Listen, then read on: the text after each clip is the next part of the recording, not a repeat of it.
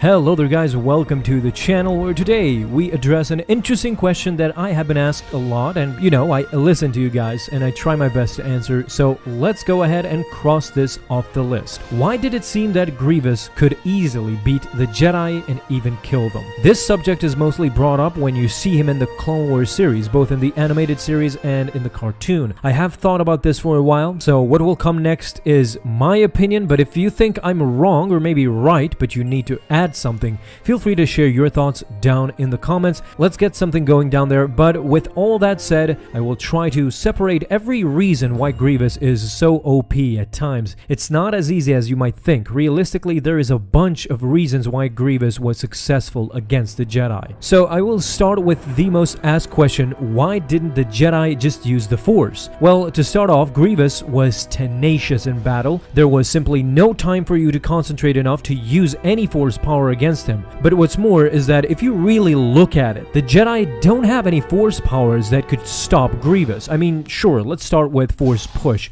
So consider this: how many Jedi in total do you have in the Order? And then if you subtract that number with how many are Grand Masters or even Jedi Masters, the numbers start to dwindle, and Grievous used that opportunity. Just like Savage Opress, Grievous would annihilate Jedi Knights and Padawans who still didn't possess the power to stop him with either push or pull or whatever they had in mind. Again, don't forget, even Jedi Masters were overwhelmed when Grievous attacked, hence reaction time is critical. What would be by far the most effective Force ability to use against Grievous is almost never used by the Jedi, and that is Force Lightning. Now that would have been a quick way to deal with the notorious Jedi Hunter Grievous. Most of his body is made out of metal, and his remaining organs would have easily fried under the strong Force Lightning barrage, and the life support system that Grievous had would have been damaged very quickly. In fact, Vader's suit was heavily inspired by Grievous. But of course, Force Lightning wasn't a technique that the Jedi approved. Lastly, let's face it, no matter how much they try to suppress it,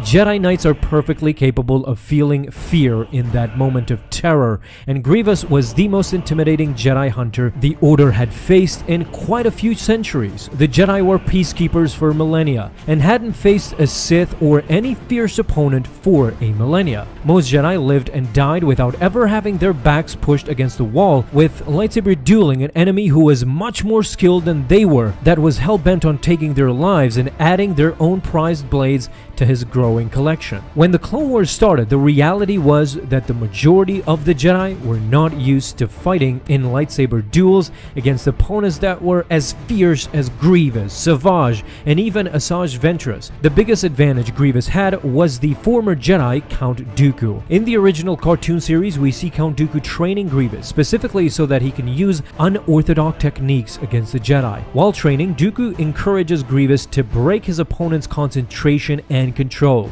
With that, he can dictate the flow of the battle in his own terms and not the Jedi. Controlling the flow of the battle and keeping his enemies off guard meant that Grievous did not allow his enemies to make use of Force powers. Look at it like this: if Grievous was a car, the Jedi would be the deer in headlights, too surprised to do anything worthwhile and just trying not to die. However, Dooku many times told Grievous that if any of these elements were missing, it would be best for Grievous to retreat immediately. Those times where Grievous went against this advice, it almost never ended well for him. So I hope I cleared this up for you guys as much as possible. I mean, there's a lot of factors, obviously, out of the universe as well, of course, but we're not going to talk about those. It's pretty obvious. You can't deny, though, that Grievous was terrifying for any Jedi that crossed paths with that monster. Hope you never do, my friends. Thank you so much for stopping by, and if you enjoyed this video, leave a thumbs up and hit that bell to get notified the moment a video is up. Have an awesome day, my friends, and may the Force be with you always.